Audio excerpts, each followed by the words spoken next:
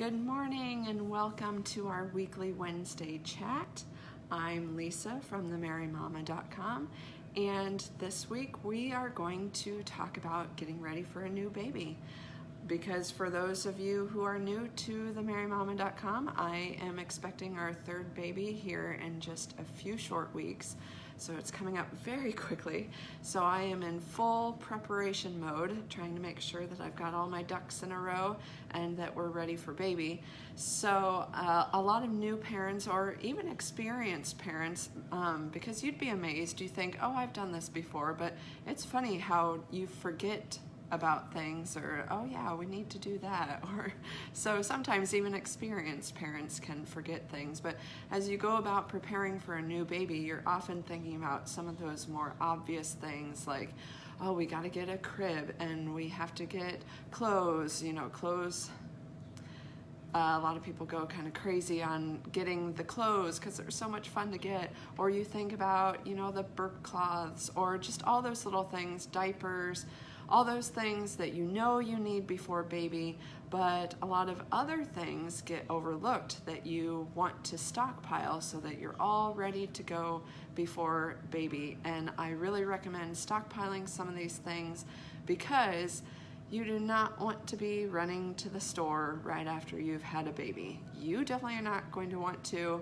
You're not really going to want to send your husband out either. It's just good to be prepared for those things and all ready to go so that you can just stay at home and snuggle that little one, not have to go out, not have to take your baby out, which especially this time of year, you don't want to be taking a brand new baby out. So the more you can plan and prepare and stock up ahead of time, the better. Trust me, you will feel so much better after baby comes if you're ready with some of these things. So I wrote a full post on 8 things to stockpile before a new baby that you might not be thinking about in this week's blog post. You can find that at themarymama.com. But today I picked out three things to stockpile for you as the mom. So not for baby, but for you. So these are my top recommendations of things to stockpile for you. So number 1 is toiletries and household goods. A lot of people don't think about stockpiling all those little things that you just need around the house. You're so focused on baby's needs that you don't think about just the things from everyday life that you might want to stock up so that you don't have to go out on a run to get them. So that includes toilet paper. That's my biggest recommendation, is make sure you have plenty of toilet paper on hand. Napkins and paper towels, if you use them, make sure you have some of those. And oh my goodness, coffee filters. Definitely make sure you have plenty of coffee filters.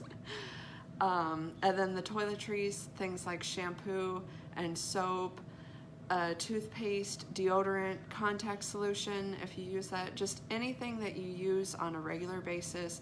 Make sure that either what you're using is full or you have a second one ready to go if you run out. Just make sure that you are stocked up on some of those things. And if you have other kids, be thinking about their needs as well. So their shampoo, their soap, whatever else they use on a regular basis, stock up on those and make sure you're all ready to go and you won't run out and have to run to the store a few days after you've just had a baby. So that's number 1, toiletries and household goods. Then number 2 is postpartum care products. And this was something that I was not well prepared for before I had my first baby, because I didn't even know. I didn't know what to expect. I didn't know what I was going to need. And so we ended up having to make a Walmart run pretty shortly after I had my first baby, and which is not ideal. And so be thinking about that and stockpile up on some of those things. And if you don't know what to get, because like I said, before my first baby, I just had zero idea of what I was going to need, I have a list of my recommendations in the full post. So go check out that post on themarymama.com, and I have a list for you of things that I recommend. And you will probably get a decent stash from your hospital stay. Anything that you used while you were there that you don't use up, they'll send you home with, most likely. So you'll have a few things to get you started, but trust me, that stash doesn't last very long. So make sure you're stocked up on the things that you're going to need for your postpartum care.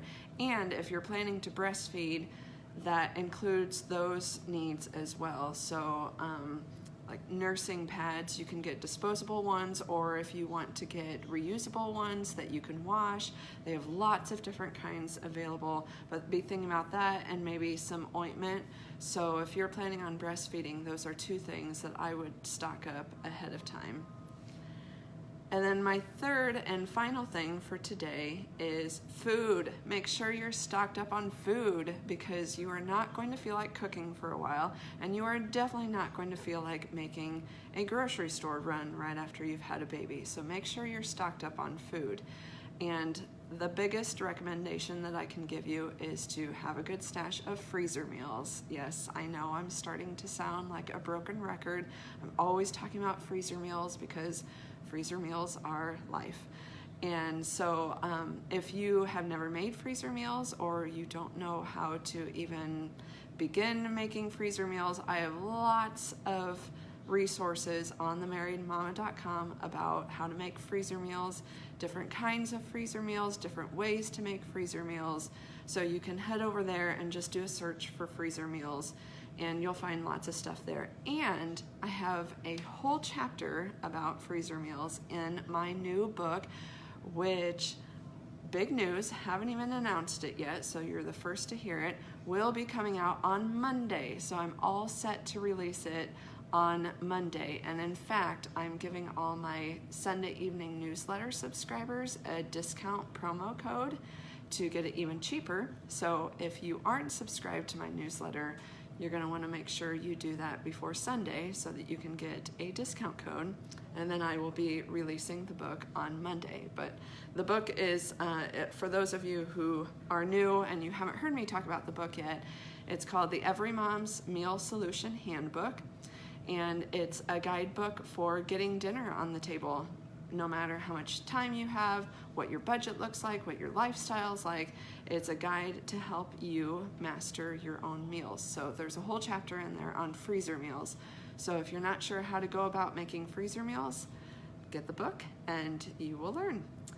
But then beyond just dinners, you'll also want to think about breakfast. Dinner is not the only meal of the day that you will need to fix for yourself. And if you have other kids, they definitely will still demand their food, even if you've just given birth. So be thinking about breakfast. So you could make up some waffles, pancakes, muffins, baked oatmeal, lots of different things like that. Make them up ahead of time and stick them in your freezer so that you can just pull them out after you've had baby, and then you have breakfast all ready to go. And then lunch supplies, so get a stock up on bread, or if you like to make your own, you can make up several loaves and stick them in the freezer to pull out for after you've had baby.